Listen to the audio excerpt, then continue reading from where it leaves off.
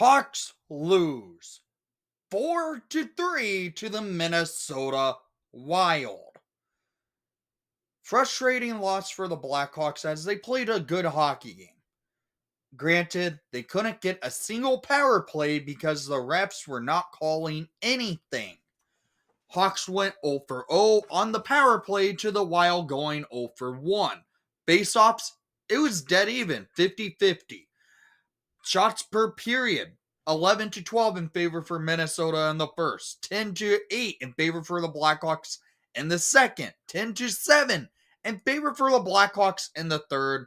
Total shots on goal, 31-27 in favor for the Blackhawks. Arvid Soderblom in net tonight for your Chicago Blackhawks played another great game. Unfortunately, the Hawks could not find that offense in the third. They got a goal in the third, but it was far too late in the game for them to tie it up because they gave up an empty netter right before they scored this goal. So let's get into this review, shall we? In this game, the Hawks went down early, but it was a coach's challenge successfully by Anders Sorensen, as a shot from Brock Faber gets called for goalie interference from a Wild player getting in Arvid's crease and keeping him from making a save. It leads to it remaining 0-0. Hawks continue to now attack, and well, they do at 6:47 in the first period. Scored by number 98, Connor Bedard. His ninth of the season, assisted by number 71, Taylor Hall, to make it a 1-0 game for your Chicago Blackhawks. This is good to see. They now lead over Minnesota, a very tough opponent. But Minnesota knows how to come back, and they do. At 11:11 in the first period, Kirill Kaprizov scores his 23rd of the season, assisted by Rossi and Zuccarello to make it a 1-1 game. A weird shot off the post that gets Soderblom frozen, and it leads to a wide open net for Kaprizov to bury it to make it a 1-1 game. Back and forth hockey for the remainder of the first period. Hawks battling hard. They can't find a way to prevail. So we go into the second period of play. Hawks and Wild tied up 1 apiece.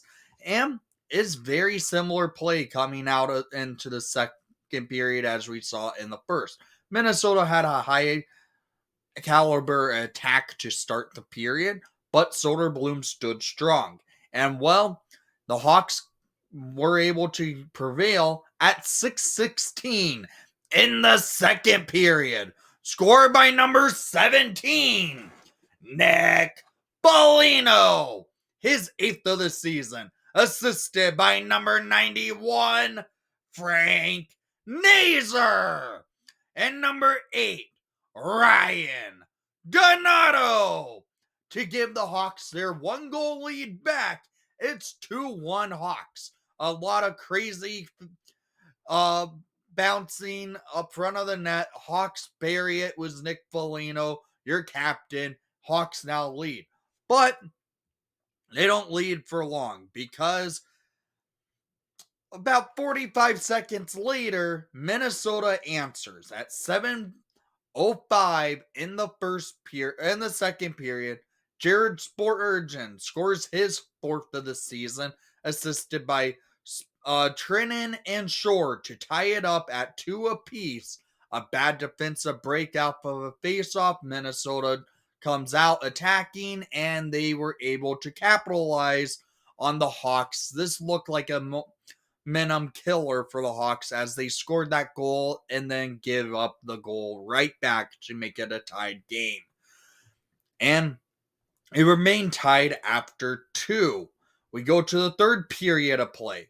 Third period, Hawks getting trapped in their own zone, Minnesota pressing, and well, 2:43 in the third period, Brock Faber scores his fourth of the season, assisted by Brodin and Kushtinenov. I think I'm pronouncing that name right. It's way too long and insane to say. Read. It's 3-2 Minnesota, 2 minutes and 50 seconds virtually into the third period of play. Hawks look down, but they do attack. Minnesota, though, plays the trap. Minnesota with a 1-1-3 setup to keep the Hawks from going up the rush to make a strong push.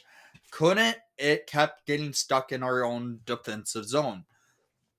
And well, Minnesota takes advantage, but the Hawks were able to kill off a penalty late in the period by Connor Bedard, and the Hawks just could not find a way to get into the O zone. Late in the period, 4 minutes left.